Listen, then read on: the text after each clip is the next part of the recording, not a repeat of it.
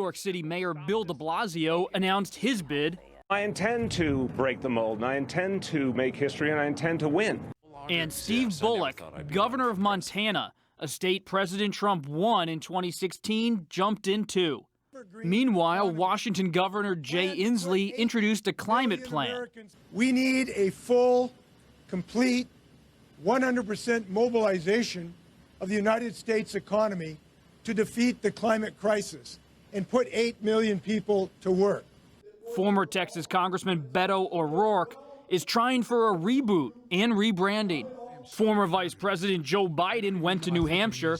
California Senator Kamala Harris said he might make a good VP for her. I think that Joe Biden would be a great running mate. As vice president, he's proven that he knows how to do the job. Joining me tonight, Philip Rucker, Washington bureau chief for the Washington Post. Amna Nawaz, national correspondent for the PBS NewsHour. Hans Nichols, correspondent for NBC News. And Susan Davis, congressional reporter for NPR. Hans? I'm still chuckling over that last line. It was a pretty good line. It was a good line, right? I mean, I'm trying to think how I can use that in this context. Like, Phil, you're a great Washington Post reporter. I want you to stay there. You know, like, it was such a good, you know, this is where it gives an indication of who's going to shine in the debates. Yes. It's who has personality, who's comfortable. And Kamala Harris, former prosecutor, knows how to get off a one-liner, knows how to read a room. She could have a breakout moment in the debates. You know, Pete Buttigieg, we were talking earlier, pretty clever, witty guy. I mean, Joe Biden knows how to practice a one-liner. He's been there before, so he won't. These debates are going to be fascinating. But is it going to be just about personality? Or you see Senator Warren, she keeps rolling out policy plan after policy plan. She's been bouncing up in the polls because of that, perhaps. She has been, and you hear a lot when people on the road with Warren is that she wins over crowds, that she's much better on the stump than you might think, and that people are really responding to her ideas, her intellect, her policies. I mean, in a lot of ways, she's driving that conversation. But I agree, she's also someone who has just been kind of hovering in the single digits and is going to need a kind of a breakout moment in these debates. I think the question that I'm looking at for Warren is, you know, if Joe Biden's the presumptive frontrunner based on polling at this stage of the race, you got to swing at one of them. And I think Warren feels pretty comfortable maybe taking a swing at Joe Biden, and they have been at odds in the past over things like bankruptcy legislation, and they're intellectually very different people. And I think Elizabeth Warren believes she will be a better president than Joe Biden. We keep talking about the debates. When the first debates are when? Next month? They are. They're End of June. before And what do we know it. about how it's going to be set up? There's 24 candidates. Who's going to, CNN's doing them? So I think they're limited to 20 candidates overall. It's going to have to be split across 2 nights. There are, correct me if I'm wrong, everybody, I think there's 2 metrics basically by which you can make it. One is by polling. One is if you get 65,000 individual donors. And From 20 states. From 20 states, thank you. But I think if more than 20 candidates reach that, then they'll have to either mix, or you have to reach both metrics to be able to make the stage. It's like a changing algorithm. It's crazy. But the point is right now, there's going to be 2 things I think to watch for in those debates. One is on the policy side, how these candidates field those questions, because I think voters are very attuned to, like, we don't want to be politicked to. We want to know what you will stand for.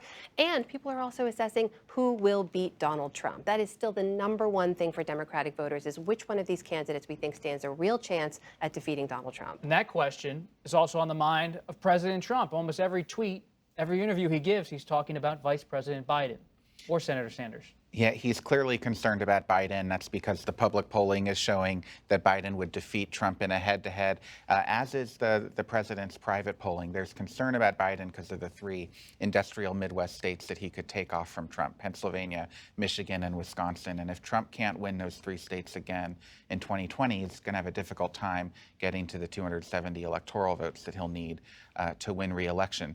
But there's also some concern about other candidates, too. That at various moments, Trump has been very impressed by Kamala Harris and the energy level that she seems to have generated in some of her crowds.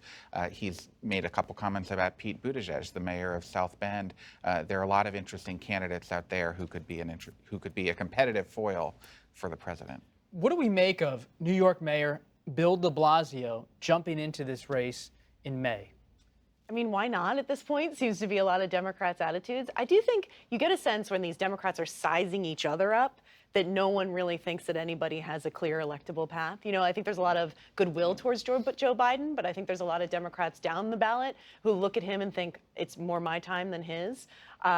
So if you've got nothing to lose and you want to make a point, you know, a lot of these candidates get in. We talked about Jay Inslee, people like Eric Swalwell, these second-tier candidates.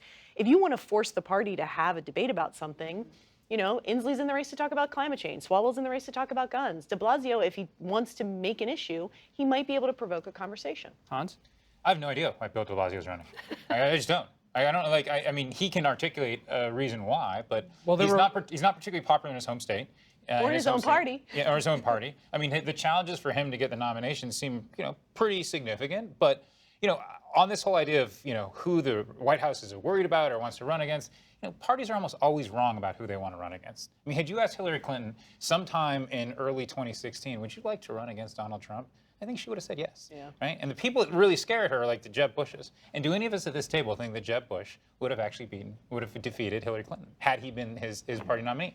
I'm not so certain. Part of the calculation, though, I think is just once the field got so big and there are 20 Democrats running for president, these politicians look in the mirror and think, well, I should be among the top 20 Democrats in the country. And so Seth Moulton gets in the race, and Steve Bullock from Montana gets in the race, and now Mayor de Blasio, even though has a lot of his own political problems back home. Well, one of the real tensions seems to be in the Democratic Party. If you're a Bullock jumping in, or Pete Buttigieg, or even Vice President Biden, part of your argument is you can speak to Trump voters in rural parts of the country, the Midwest, maybe the South. Yeah.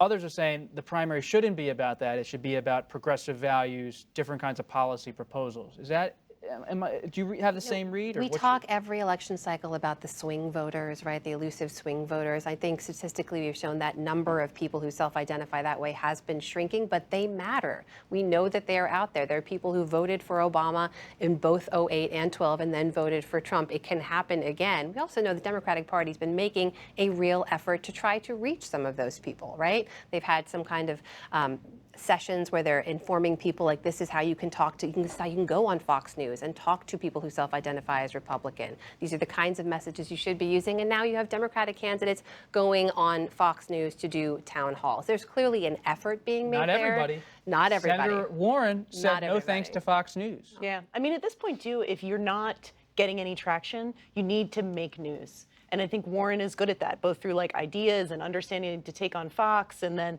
she's just trying to consume as much oxygen as possible and keep the attention on her. And on impeachment, she did it twice, right? Exactly. She did it once on the road and then once from the well of the Senate, talking about how the facts demand at least the beginnings of an impeachment proceeding. And when you're the first one out and you take a very clear position, you do force the other candidates in the race to respond to your position. And I think she's trying to use this as a foil to get people to keep talking about her. You guys remember the Kosovo primary of 1999, right? There's an issue of whether or not the U.S. should have a bombing campaign against Kosovo. And everyone thought John McCain won the Kosovo primary, right? He clearly outflanked George W. Bush on this issue that no one was really thinking about, and everyone started looking at John McCain really closely. Now, he ended up not winning the nomination that cycle, so it's not a great example. But there's going to be something between now, and there are going to be several things between now and when they actually vote in Iowa initially, on how these candidates will really shine and really distinguish themselves. The interesting thing about this cycle is that you're going to have the commentator-in-chief. You're going to have President Trump constantly being the pundit-in-chief. I mean, when this debate at the end of June, the president's, he's added a stop in South Korea. The president will be meeting with President Xi, President Putin, pretty much all the world leaders in Japan. Do you think he's going to find some time to turn on the TV and watch the debate and maybe offer just a little bit of analysis from afar? I suspect so. And that's what's going to be fascinating about these next 6 to 9 months.